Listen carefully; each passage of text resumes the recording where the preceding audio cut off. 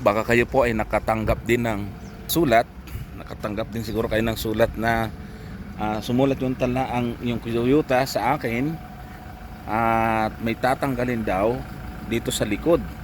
Nagtaka ako kasi nung pumunta ako dito, merong request din daw na tatanggalin. Ang sabi nung nag-change oil, nag-PPMS, tatanggalin ito. Sabi ko, kayo nag-design yan, bakit nyo tatanggalin? So, bakit kayo ang naglagay yan? Ba't nyo tatanggalin? So hindi rin po ma-explain noong kausap natin sa Toyota. Sabi basta yun ay order. Ngayon nakatanggap ngayon ako ng sulat at kinonsulta ko sa ngayon at ito pala ang nangyari. Baka kayo makatanggap din ng notice sa mga kumuha nitong CRS na to. Ang sabi sa akin sa US pala ay mayroong accident na nangyari, ay kumalas. Siguro hindi na double check,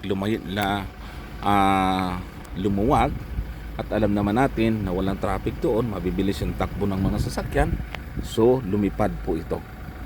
Ang masaklap ay may tinamaan na sasakyan, malamang ay kasalubong or kasunod, kaya pinapatanggal ngayon ito ng Toyota. Ngayon, ang sabi doon sa sulat ay meron pong replacement na gagawin at tatanggalin yan at hihintayin yung gagawin nilang design na ipapalit dito na mas matibay. Pero hindi naman nila pinilit, dinoble check lang nila, kailangan lang po ay matibay po ito. Yan. So ayan po yan ang dahilan. Kung sakali na encounter niyo yon, at least ay alam nyo na mga kapatid, kung nakatanggap din kayo ng mga sulat. Kasi ako takang-taka ako at yan na ay ipinaliwanag po sa atin. So maraming salamat po sa inyong panonood. Ngayon naman ay pupuntahan natin ang sikreto, kasi ito nga po ang naging problema dito sa ating roller lid.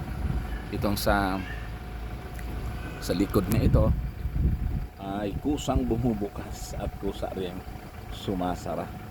Ayan.